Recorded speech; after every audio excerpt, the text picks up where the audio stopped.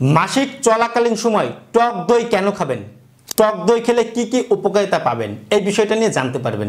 মাসিকের সময় কিছু খাবার যেমন একটু দূরে রাখা ভালো এবং কিছু খাবার একটু যোগ করা দৈনন্দিন খাদ্য তালিকায় ভালো, তাহলে মাসিকের রেঞ্জটা ভালো থাকে, স্বাস্থ্য ভালো থাকে, শরীরের মধ্যে কোনো রকমের খারাপ লাগে না। মাসিক একজন মেয়ের জন্য অত্যন্ত গুরুত্বপূর্ণ নিয়মিত হওয়া।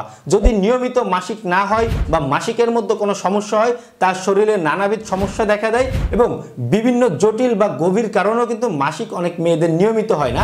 আমি এদিকে না গিয়ে মাসিকের সময় আপনারা টক দই কেন খাবেন এই বিষয়টা জানবেন। মাসিকের সময় টক দই খেলে আপনাদের প্রথমত অনেক মেয়েদের মাসিকের সময় কোষ্ঠকাঠিন্য সমস্যা হয়, হজম শক্তি একটু দুর্বল হয়ে যায়। সে সকল ব্যক্তিদের জন্য কোষ্ঠকাঠিন্য সমস্যা দূর করতে, হজম শক্তি বৃদ্ধি করতে সহযোগিতা করবে।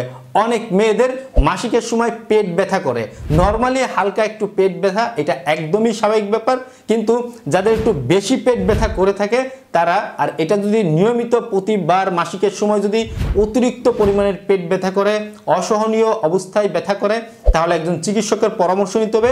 নর্মাল ব্যথা হলে এটা স্বাভাবিক ব্যাপার, তবে টক দই আপনাদের মাসিকের সময় পেট ব্যথা হালকা করতে বা পেট ব্যথা কমাতে সহযোগিতা করে। আপনারা মাসিকের সময় 1 থেকে 2 চামচ নিয়মিত আপনারা টক দই খেয়ে নেবেন, দেখবেন আপনাদের শরীরের মধ্যে দুর্বলতা দূর হবে, ক্লান্ত অনুভব থাকলে সেটা দূর হবে, পাশাপাশি আপনাদের চেহারার লাবণ্যতা উজ্জ্বলতা ঠিক থাকার পাশাপাশি মিন্সটা ক্লিয়ার করতে সহযোগিতা করবে। আশা করি বিষয়টা অল্পের মধ্যেই বুঝতে পেরেছেন। ধন্যবাদ সবাইকে।